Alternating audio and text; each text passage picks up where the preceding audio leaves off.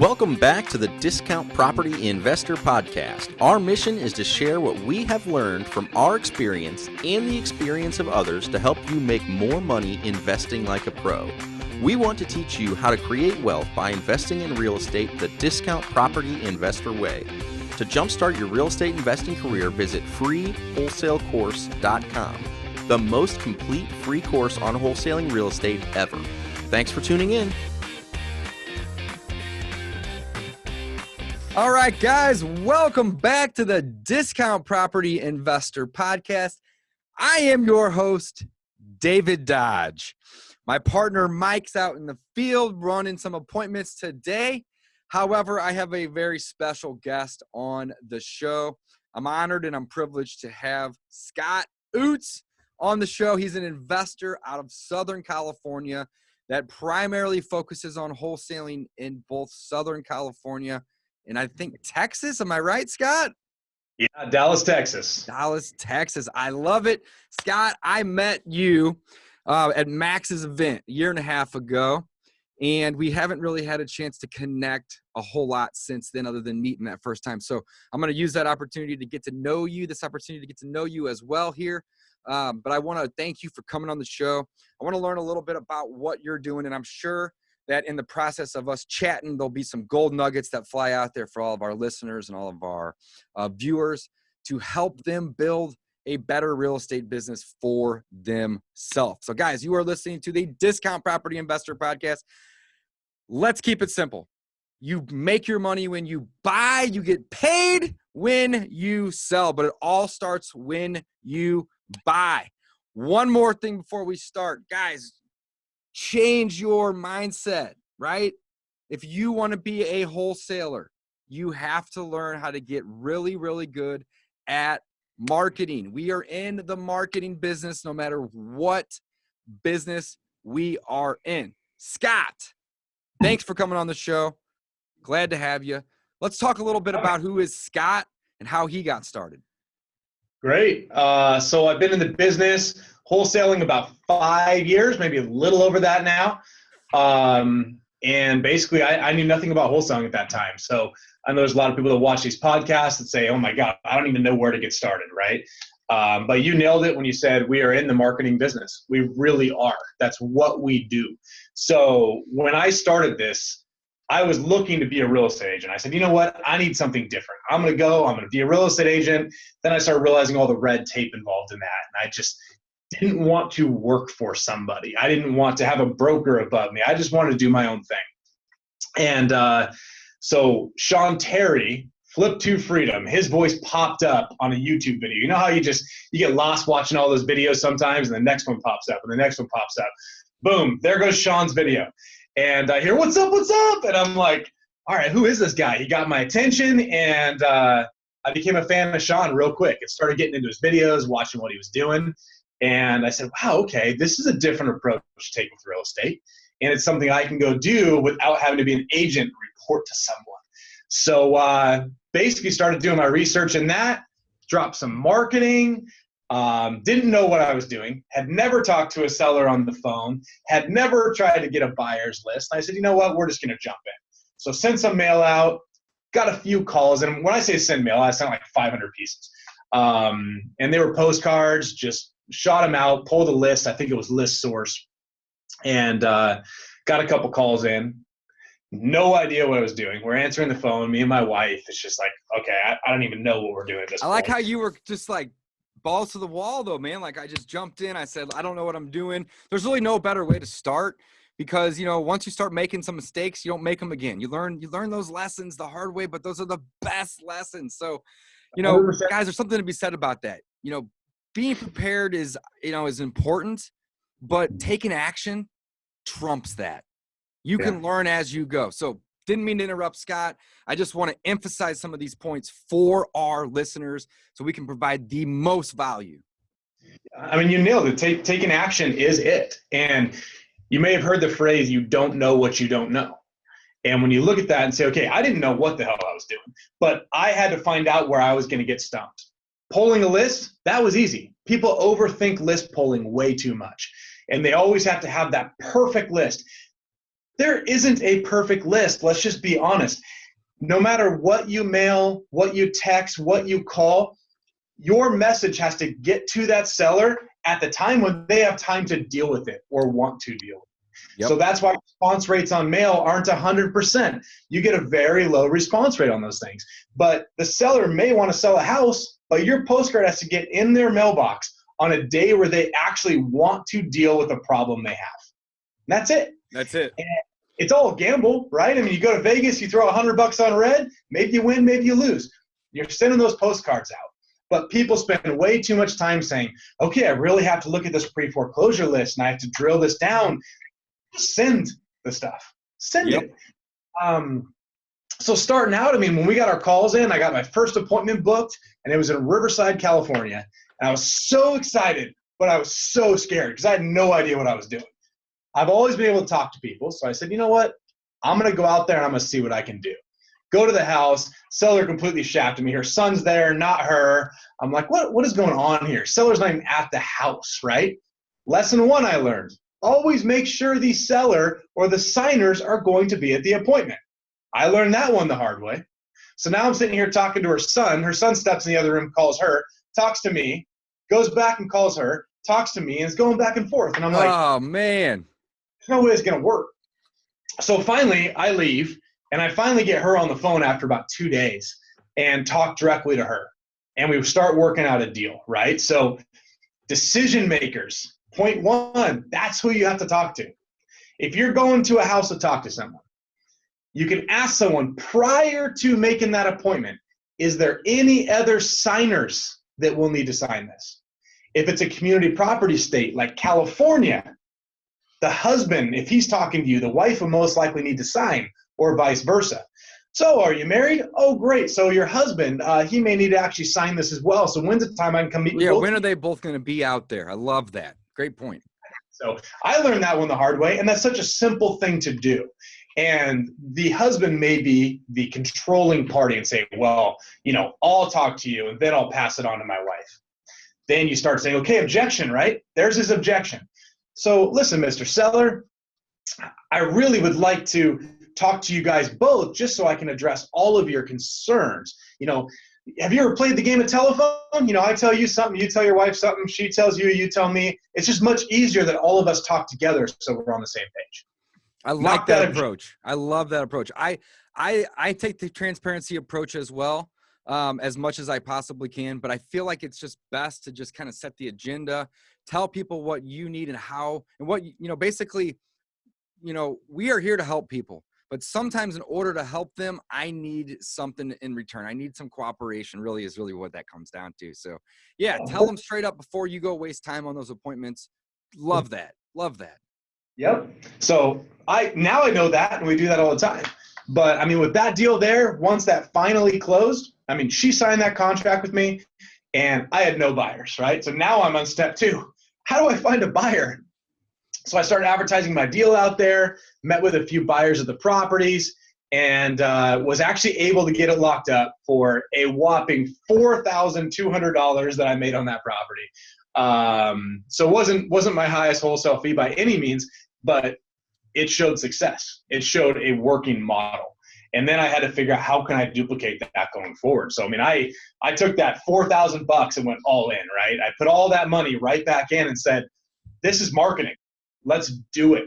And I just said, I'm going to do it. So I increased my postcards, sent out more, started getting more calls in. You can start seeing a system working. And at that point, you start feeling real good about yourself. You start getting more contracts locked up. And this was early 2016 at this point. And 2016 was our first full year in business. And we did $1.5 million that first full 12 months. And that happened by taking the system that was working and putting it in places to double it, triple it, quadruple it. So 500 mailers to 1,000 mailers to 1,500 mailers. I mean, now we're sending almost 200,000 mailers a month. So when you look at that and say, okay, how does your company grow? You have to be looking at what you're doing with your marketing, what you're doing with every aspect of your business, and you have to not be afraid to ask questions. So my business grew substantially when I said, okay, I need to learn more about this without watching YouTube videos. So as I started going, I joined, at the time it was REWW, Kent Clothier and Sean Terry's mastermind. We're So going live join. on YouTube, by the way. Lots of gold nuggets being dropped. This is a podcast, but sometimes we get excited and we just want to broadcast some stuff. So boom. Also, by the way, this is, is that you? I think that's on your end. Nope, it is. Okay, I fixed it. We're good. So yeah, so you guys scaled. One thing that I've learned from listening to you already is that you love to go in hard. You like to go in. You're not afraid to invest in marketing. You don't look at marketing like an expense. You see it the same way I do. You look at it like an investment. Your very first marketing campaign was how many postcards and how long ago? 500, and that was in 2015. Love it. So mine was in 2015 as well. And I spent $1,300 on a credit card towards postcards. So I did a little more than you did. However, I was like 62 grand in credit card debt. And I hired a coach and did the postcard. So I went from 62 grand to 67 grand. Because the way I looked at it was, I'm already 60,000 in debt. What's an extra couple grand? 5, 6 grand, right? So boom, we both did that. We saw the difference between making an investment in the marketing and it being an expense. Now, before we proceed, Scott, I do want to say one thing because I don't want to mislead people. I love transparency. The first month or two, it's going to feel like an expense, and it might be. All right? Yeah. Period. You may spend money and not see a return. That's an expense. An investment, spending money and seeing a return. The reason I say month 1 or month 2, hopefully not month 3, but it's possible, is because you should be doing deals by then.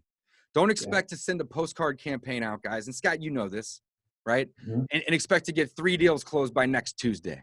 It's not going to happen, but you're going to get leads. You're going to get phone calls. You're going to start setting appointments and stuff's going to happen. It's going to fall in your lap. The harder you work, the luckier you get. We've all heard this. So moving forward, Scott, 5 years ago, 500 postcards. How many are you guys sending now?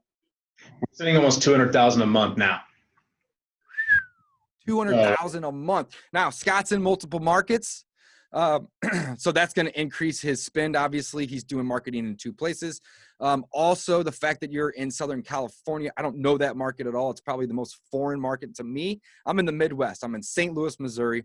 So, you know, a lot of the markets in my vicinity, you're talking, 300, 400, 500 miles in every direction, are pretty similar, right? Southern California is a whole different beast. I'd imagine the cost per lead is going to be higher there. Am I wrong?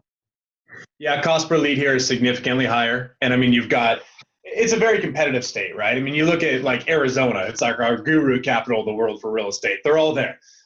Southern California, I mean, there's very large spreads here when it comes to wholesale deals, but it does take a lot of effort to get that deal.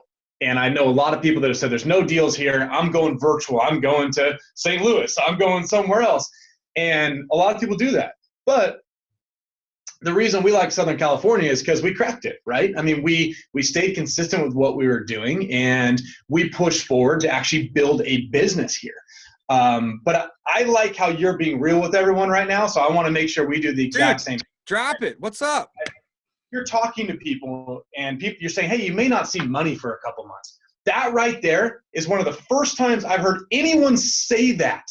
And that is so true because people are afraid to say it. When people are doing podcasts, I'm not. A lot of people say it. Yeah, it may be an expense. Now, hopefully it's not, Scott. Hopefully you can spend some money and within 1 month you can get a deal. But don't be discouraged if you don't. Here's why. This is the 3rd podcast I've done today. I got 2 more set, right? I try to bulk these. The reason I even say that is the first 2 were kind of they were really in line with this one. The first one was running appointments with my partner, Mike. The second one was the consistency and the follow-up. But you have to be transparent with your students and just all the listeners and viewers right now, right?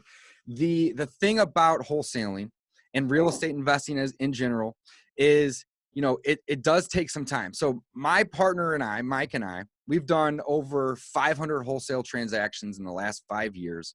And we love teaching people how to do these transactions. The average transaction for Mike and I in our business, right, over the last 5 years, if you take all of the data, I've been full-time at this 5 years, been doing it real estate for 15, right? But if you take the data from the last 5 years, the average deal that we close takes 4 to 6 months. Now, it doesn't mean that I can't get a call today, or Scott, you know, can't get a call today, run an appointment that afternoon or the next day, get an appointment the same, or get a contract the same time as the appointment or the next day, and have a buyer lined up that day or the next day, right? That's possible. It happens all the time. But in the beginning, it's not necessarily going to happen often because you don't have enough leads coming in. So you really need to nurture those leads. You need to be following up with those leads. And you have to understand that, you know, people, you did a really good job earlier, Scott, of saying that, you know, people's motivation changes very rapidly, right? Yes. And getting that postcard to them on the day that they are motivated is very important. That's why if you send it once and you don't get a ton of calls, doesn't mean that you had a bad mailer or even a bad list. It just means that for whatever reason, the motivation in the marketplace wasn't there the day those hit. So mail them again in a week or 2 or 3 or whatever that might be. Same thing with your follow-ups. If you are spending money on marketing, right, and you are going out and you are setting appointments and you aren't able to get the contract, you know, it just drives me crazy when people get this far in the business. They spend money on marketing or they generate those leads somehow, right? Time or money, one or the other. And they get out on the appointment and they don't make an offer, or they don't make an offer the next day or a week later or whatever, right? They've spent so much time and effort. So following up with these people, you know, is as important. I love it. Absolutely love that. They're afraid to make the offer. I mean, they're afraid to make the offer. That's the thing, is it comes down to confidence, right? So you've got one thing you touched on is consistency. So you need to be very consistent in every single thing in the business, right? So if you're sending out postcards, don't send out 500 postcards one time and say, well, didn't get the response I wanted, throw that list away, pull another list. I think there's the kind of idea in this business that you have to have every tool before you start now. Oh, man, I hate that. You have to subscribe to every single thing out there, and pretty soon you've made no money. You spent $5,000 on postcards. Now you have a texting software. You've got a software to look up stuff. You've got Podio you pay for because you wanted the bells and whistles. You got all this stuff, and your subscriptions add up to $1,500 a month, and you haven't made anything. And that is such a misconception out there, right? Like, there's Drive for Dollars programs. Deal Machine is awesome. I use it. But for somebody on day one, grab a pen, grab a notepad, make some money. And that's why I was able to grow my business so fast. I didn't go and invest in every single little thing that somebody told me to do, right? I stayed my course. And if you listen to people talk out there, right, they'll say, hey, our new best thing is text messaging. But someone's making all this money on direct mail right now, and someone says, go to text messaging. They go. Yeah, and they drop all the mail and all those efforts. And oftentimes you have to have 6, 7, 8, 10 touches, right? Yes. So if you've mailed them 5 times, you're only 2 touches away from a deal with certain people. But they do. Shiny objects are a terrible thing in this business. Yeah. You know, I just had a new student sign up 2 days ago. And he said, man, I've done some mail, done some bandit signs, done some door knocking. I do lots of cold calling. He's like, I'm just struggling to get a deal. Yeah. And I was like, let's talk about the consistency. How often are you doing these things? How much time are you spending? And he's flip-flopping. He's doing exactly that. And I'm not trying to call anybody out, but if you are that person that sees those shiny objects, stop. Because here is the thing. They all work. That's the secret that people are looking for. They're always looking for that. Well, maybe this is better than that. Maybe sometimes something might be better, right? That goes without saying. But direct mail works. Cold calling works. Cold texting works. Door knocking, radio advertisement, bandit signs, networking, all of these things work, and they get deals for Scott. They get deals for me. They work. So be consistent in those things. I love it. That is a huge gold nugget, Scott. Thank you for sharing. And I'm reiterating here the value, right? There's nothing wrong with doing 5, 6, 7 types of marketing. It sounds like Scott is. I know I am, right?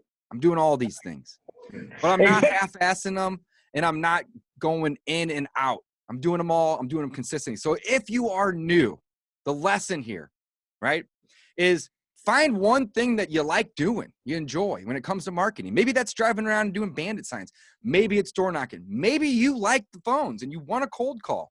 Or maybe you're lazy like me and you want to pay the radio station and my direct mail company to deliver my message to my customer so they call me. It doesn't matter what you choose. They all work.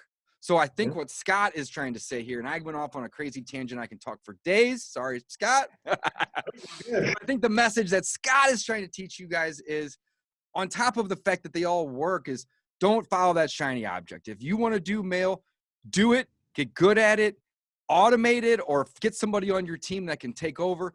Then that is when. At that point is when. Then you should try to go do the next thing, which might be bandit signs or cold calling, and get good at that. And it doesn't have to necessarily mean that you're a pro at it, but don't do it for a week or two, right? Get a system in place. I love it. So Scott, I don't want to take up a whole bunch of your time today. Again, I'm very grateful to have you, and it's good to connect with you as well, man. Like I said, we didn't really know each other all that well, but I see you out there. You're a beast in the business, so I had to have you on the show. Thanks for coming. What are you doing in your business today? Is it just direct mail, or are you doing other things too for marketing? So for us, we do direct mail, cold calling, text messaging. So those are the three sources. Exact same things plus radio, but that's about it. Yep. Radio is something we never really dabbled in. I think people think they have to do everything at once. Well, driving for dollars too, we both mentioned that. But that's only half of it sometimes. That's just generating the list. Whereas we can generate a list, or we can go buy a list. From there, we're still going to mail them, cold call them, cold text them, right? Just depends on the data that we get from the list, but the list is generated in that way. Bandit signs too, Scott, I do a little bit of that, but that is, we do it in waves. Now, I know I just said to everybody, be consistent. That's fine. But if you do big waves, that's a whole other beast. So instead of us buying 100 or 150 a week, we'll go buy 3,000 and just plaster the city with them. And then we'll wait 2-3 months, and then we'll do that again. But again, we are consistent with the wave. So I love that, man. I love it. So you're doing a lot of mail. You're doing cold calling, cold texting, creating your own lists, buying lists. You're in 2 markets. Tell me a little bit about your team. What's that look like? Yeah, so our team right now, we have 12 people on our team. The majority of our team is always going to be sales. So we have inside sales that does all of our texting and warms up that lead for the pass off. And then our actual outside sales, or acquisitions as we call it, those are the guys that go in for the close. So they don't waste their time on cold leads. They're focused on medium and high probability. Cold stays with the inside sales team for follow-up. They stay with our leads team as well. So we have 3 people on our leads team that are answering our inbound calls. We're getting, well, let's go pre-COVID, we were getting about 450 calls in a week right in there. So we have 3 VAs that answer all of our inbound calls, that funnel it through our system and schedule appointments for our acquisitions team. Now those calls have now 90 dropped. calls a day. You guys are getting a ton of calls. A lot. The majority are going to be your Monday through Friday. It tapers off on the weekends. But that slowed down pretty significantly as, shutdowns and things occurred. So we're dealing with the COVID situation just like everybody else is right now. And we have seen a slowdown in business, but we just have to shift how we're doing things. So with our acquisitions team, they're doing typically over the phone now, not going out to talk to people. My dispositions team, they are still dealing with buyers, but they're having to make 5 times the calls to get a buyer on. In the past, we sent out a list and it's like, boom, we got a buyer. But now we're having to do 5 times the calls on every property because lenders are more strict. Buyers are buying with only bigger spreads. They're looking for those home runs because they don't know what the market's going to do. So we've had to adjust our business model for that quite a bit. Well, then our biggest challenge is we're an in-office team, but everyone's at home right now. So it makes it a little more difficult for us to have our camaraderie as a team, just because people are over Zoom calls and things like that right now. But if we want to talk about as a business, what we're doing right now, I mean, we are consistent in every single thing we do. We have a killer follow-up sequence to make sure that no seller gets left behind. So they're getting follow-up from our actual salespeople, but then if we don't close the deal, it goes back to my leads team for manual and auto follow-up as well. So my leads team is constantly following up with people. Are you all on Podio, or do you have another system as well? We use Podio, but we use the Investor area of Podio. So it's the upgraded Podio. And we're currently PO? Yes. Okay. Yeah. So we're switching over to their new system that takes us away from Podio completely. That transition should actually happen probably in the next 2 to 3 weeks, I believe. Yeah, so, I think a lot of people have taken advantage of that already. I know those guys pretty well. Rob and Gary. And they're in a mastermind that I'm in. They have a phenomenal software. So if there's anybody listening that's interested in getting a really good software, Investor PO is a great place. I use Podio and I use REI Black Book. And we're shifting out of Podio to 100% REI Black Book just because less is more. It's a comparable thing to Investor PO. Both are great. Love that. Very cool. Yeah, the system, whatever system you use has got to fit your business, right? So just because you use a different one than me, mine works for me. I don't want to switch because it's a real pain to switch systems too. It can be a pain, right? One thing I tell a lot of students too is the CRM you choose, doesn't really matter that much. Yes, some are going to have more bells and whistles than others. How simple do you want it? How complex do you want it? Are you wanting something that's more focused on acquisition than disposition? I mean, there's a lot of options out there. But at the end of the day, a CRM does two things really, really well. It may have 100 bells and whistles. I'm not talking about those. I'm talking about what a CRM really does. And I break it down into basically two categories. One is notes and the other is tasks. That is it. You can put all the data in. That's notes, right? Pictures, even comments, conversations, data from, your analysis or your due diligence of the property. That's all in there. It may look a certain way or be pretty or not or whatever. Either way, it's notes. It's stuff going in that you are putting in. And then last but not least is the task. When do I need to follow up next? Or in my case, and probably it sounds like yours too, when does the VA on my team or the acquisition manager on my team get assigned to follow up with that person again? And again, you can have all these other things that help make that smoother, simpler, faster, easier. But at the end of the day, if you take out all the bells and whistles, that's what the CRMs all have in common. The ability to take notes and the ability to remind you to follow up. So I love that. So you talked about your marketing. You're doing a ton of it. You're spending $50,000+ a month on marketing, but you see it as an investment. So do I, because it's bringing you a positive ROI, a return on that investment. You have a team. You're virtual. You guys have Investor PO as a software. What else, Scott? What am I missing? So, I mean, if we want to talk about what we do very well, right? So we're in a very,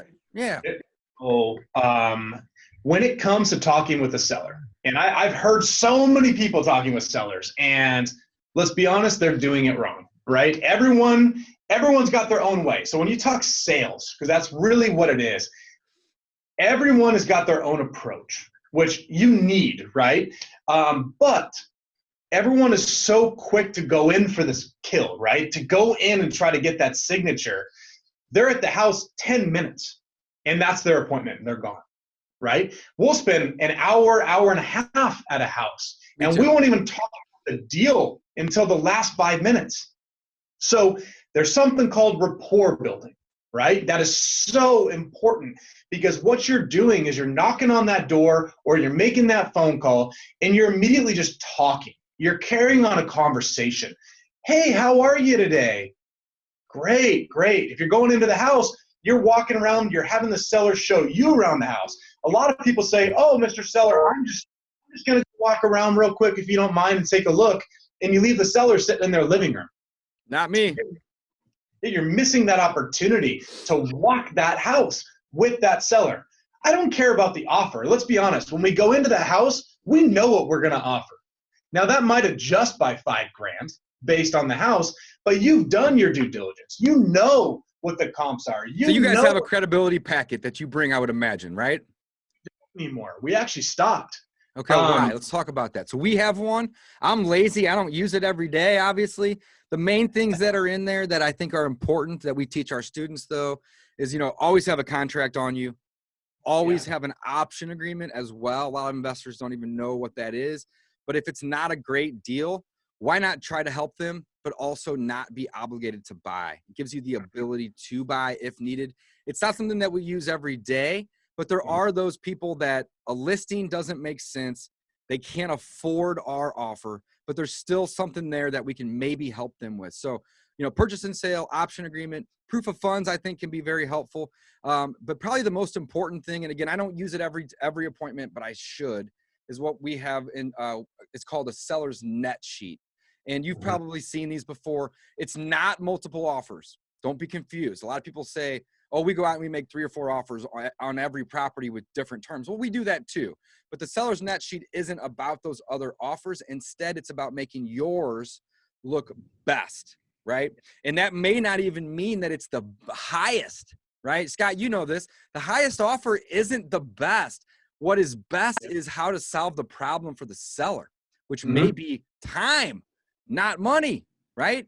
So what we do is we say, hey, if the house, and we basically do this, Scott, and I didn't mean to interrupt you because I want to hear your approach too, but I love just throwing value out whenever I see the opportunity. And one of the things that we do is we do our MAO formula. You're familiar, right? MAO equals ARV times roughly 70% minus repairs. And then if you're wholesaling, minus your wholesale fee.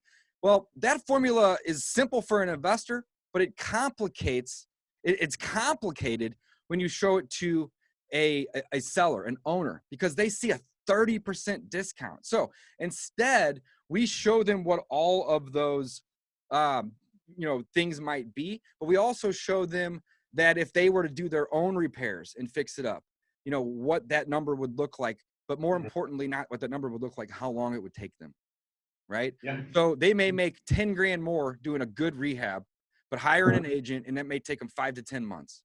They may make the same amount of money by doing a low grade, rehab. Again, hire an agent. It's going to be time consuming. You're going to have seller concessions. You're going to have holding costs. You're going to have agent commissions. You're going to have cost of repairs. You're going to have holding taxes, insurance, boom, boom, boom. You get it.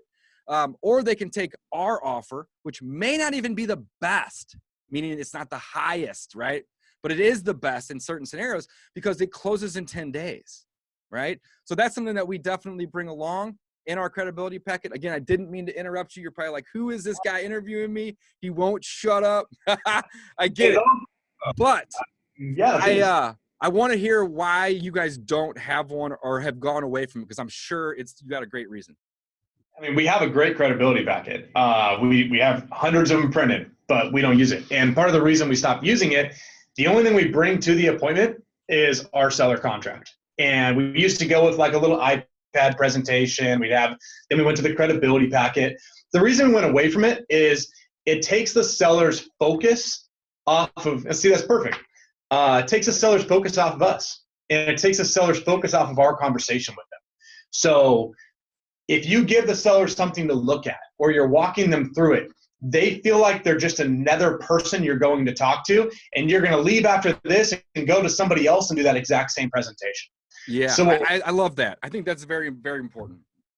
We took away the feeling of a repetitive, practiced conversation, right? We basically made it so that seller sees it. We're literally here for them. We're here to learn about them. We'll slip in the things about our company we need to. And if the seller really needs something, we'll make sure we get them that information. But bottom line, our job is to go to that house and build such a good rapport with that seller that they take our offer. And they don't want to go look at other offers. They just want that one. I mean, a lot of times they're going to talk to other people. And most of the time we're not the highest. And they will still go with us because of that. Yeah. We actually treat them did you hear what he just said? He said most of the time we are not the highest, and they will still go with us. I love it. I experienced that as well, Scott. Make a friend. That's really all that you want to do on the appointment, other than get the agreement signed. I mean, that's the goal, right? But the plan should be make a friend. I mean, oftentimes, and I think you can agree, Scott, we've been doing this about the same amount of time. The problem oftentimes isn't the house itself. That's just what helps solve it. The underlying problem usually is death, divorce, disease, relocation, so on and so forth. The house has nothing to do with it. It's just something in the way, right? Yeah. So by buying the house, we can solve the underlying problem.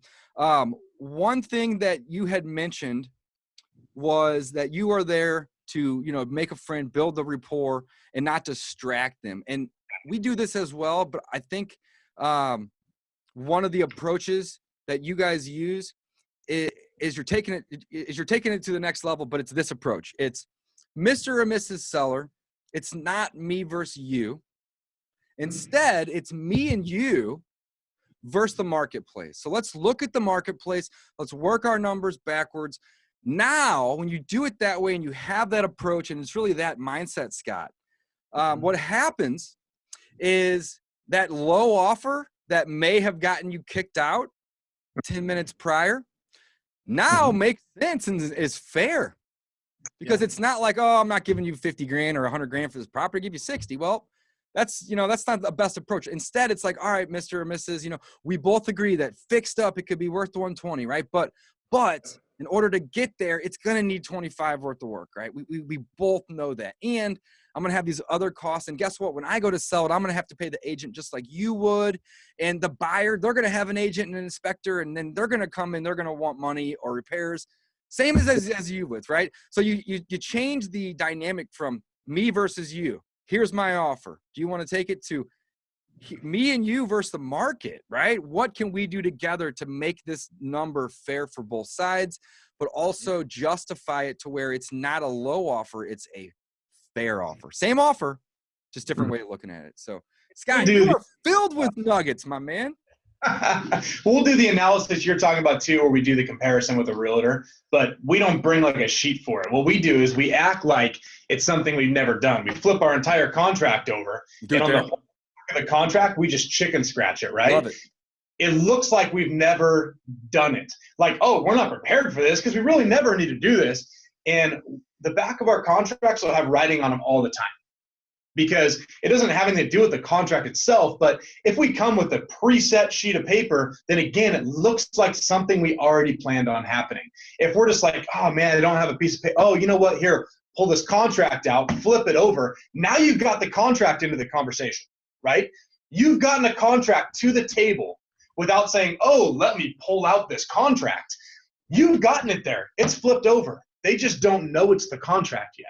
So now you're scratching all over the back of it. You're flipping it around so they can see it. You learn how to, write upside down on some of these things. Right upside down, just create some humor. Oh, I'm sorry. Let me flip this back around. Okay. And then you're going through and talking to them about it. And you say, going with us is pretty easy. Flip it over. This is all we need to do. This is it. Keep it simple. Love it. Scott, a couple more quick questions for you. How is it different operating the business virtually in Dallas versus the other business of the local, right? I mean, it's the same business, but it's very different. So how are you guys running that virtually? So we don't do 100% virtual there. I actually took one of my top sales guys and said, hey, do you want an opportunity? And I put him on a plane. I put his stuff on a truck, and we sent. I love it. So we said, hey, this is a new opportunity for you to literally run. This is our headquarters here, for you to run our branch, right? For you to almost run this franchise for us. So we put him out there. And the reason he went he was empowered to then go find the boots on the ground to run those appointments and the other people. He is the boots on the ground. Okay, so he is that guy then. Got it. Okay. So he's the one taking pictures, running the appointments, looking at the repairs, and then you have a team elsewhere, virtual probably, or maybe in Southern Cal, that's helping assist on all other fronts. I love it. I mean, our headquarters or home office that you want to call it will always be here. And then all of our leads team, they answer all the calls for him. They book the appointments. You wouldn't know that he's not in the office in most cases. But the reason I decided to send someone there is because historically, if we go in person to an appointment, we're going to get it in California about $25,000 less than we would have got it over the phone. Because you're face to face, there's just a different aspect to that. And in Texas, we're getting it about $10,000 to $12,000 less by being there versus I agree with that mindset. I don't do much virtual. I do a little, right? Most of it's in St. Louis where I live. It's where I invest. We have about 65 rental properties. Always have anywhere from 5 to 10 flips going. And then we do a lot of wholesaling as well, anywhere from 6 to 10 deals in a month.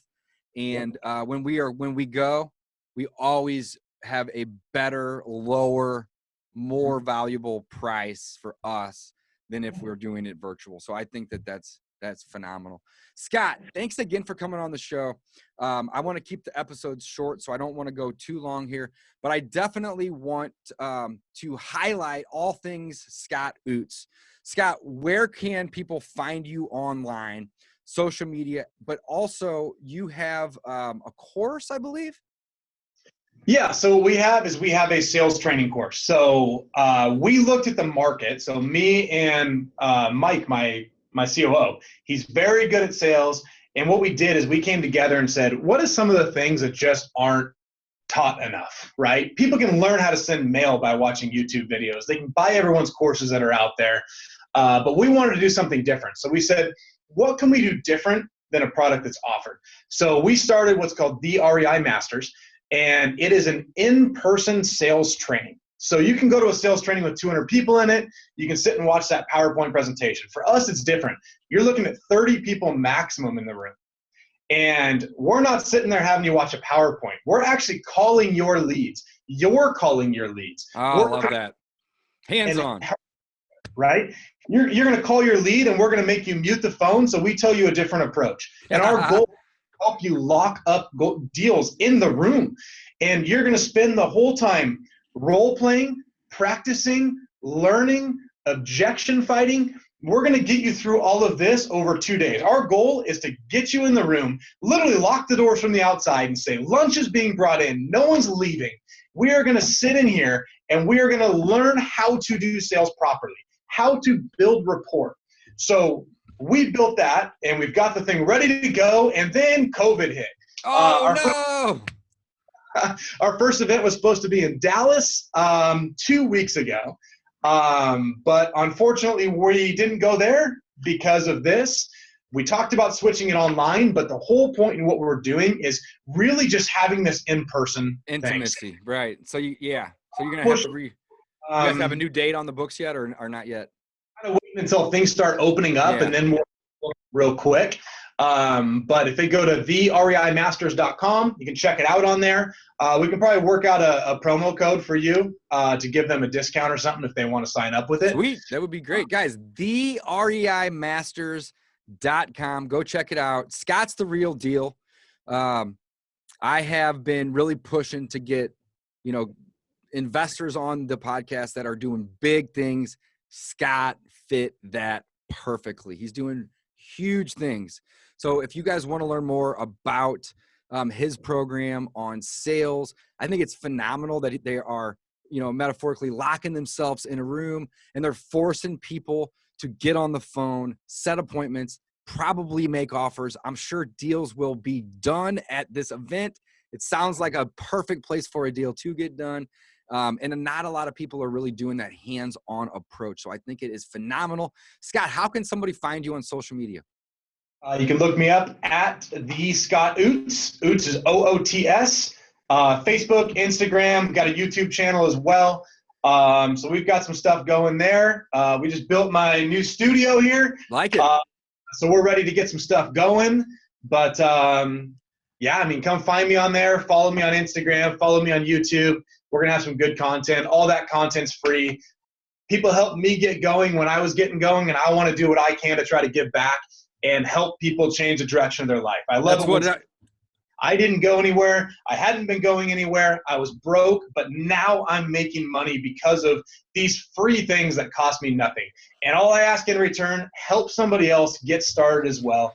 And that's what I want to see happen. There's so much stuff out there. There's so much paid stuff out there, but there's a lot of free stuff out there too. Speaking of free stuff, guys, head over to freewholesalecourse.com. That's my course. Also, brand new, free wholesaleblueprint.com. It's different than the course. This is the systems that I use in my business. We talked a little bit about it earlier. You may not need all of these in the beginning, but as you scale to a level that Scott or I is at, you're going to want some systems in there. I love it. Check Scott's course out, the REI Masters. Did I get that right? That's it. The REIMasters.com. Scott, give me some departing words for my audience. If you are new at real estate investing, what should you be focusing on, and what's the mindset you need to have? So right now, the fact that so many people are locked down at home because of this whole COVID thing, right now, everyone should be watching some of those YouTube videos, making cold calls, because guess what? Your sellers are at home as well right now. Yes, they are. They're at home. They've been watching Netflix now for a month in a lot of cases, and they are, right? Granny wants to talk to you. So call and talk to her. She's been bored in her house, can't see her family, right? Start calling these people, especially elderly people. Don't go see them right now, but start calling them, because they're going to want to carry on a conversation with someone. Don't say, when this is over, I will do A, B, and C. Look at it and say, what can I do right now to start doing something? So when this is over, you're way ahead and you can go run appointments and make money. Don't wait. You got to take action. You got to take that first step to get something going. Otherwise, you're going to be sitting and looking back 3 years from now and saying, well, I'm going to start next week. Well, I'm going to start next week. If you want to change your life and you want to do something, do it. Start now, do it. Guys, wow. This podcast episode has been phenomenal. Tons of gold nuggets. I want to personally thank Scott for coming on, sharing some of his time. Very, very valuable. Again, I'm very grateful for you, Scott. Thank you for giving me some of your time today. I know it's difficult with all the things that we're doing in our business. I want to drive some traffic to your event. So guys, if you want to learn how, it's not even learn, I want to change it. If you want to be forced into doing deals, you got to go check this out. The REIMasters.com. Couple of things I want to finish off this episode with, guys. You make your money when you buy. You get paid when you sell. We are in the marketing business. Don't forget it. Keep telling yourself that you can do this. It is not necessarily hard. This business is simple. You got to be persistent and you got to have consistency. Scott, thanks for coming on the show. Thanks for having me. Appreciate your time. It's been a lot of fun. Off, guys. Signing off.